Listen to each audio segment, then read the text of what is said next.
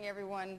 I'd like to introduce our speakers today, George Papamarkakis, who is the Managing Partner and Chief Investment Officer of North Asset Management, and Edward Yardeni, President and Chief Investment Strategist at Yardeni Research, Inc. Thanks very much for joining us. Ed, I'll start with you. You coined the term bond vigilantes in the early 80s. Why don't you tell us, do these people really exist now, and who are they? Is it a definable group?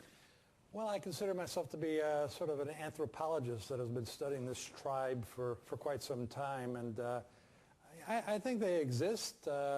Sometimes they fall asleep for many years, and suddenly they wake up. Sometimes they're not actually that vigilant, and suddenly wake up and realize that they should have been, and then are shocked that they bought bonds that turned out to be much riskier than they ever imagined, and then expect politicians to bail them out and say, we want to be made whole.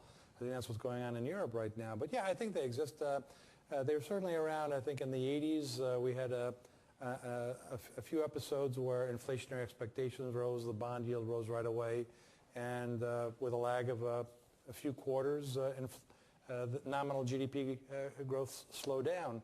They didn't have to do much in the 90s because inflation declined, and the Clinton administration was so concerned about the existence of these people.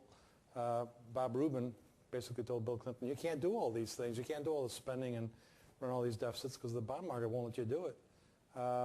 So they kind of disappeared, if you will. I mean, that's when you really couldn't find them because there wasn't much need for vigilantes to take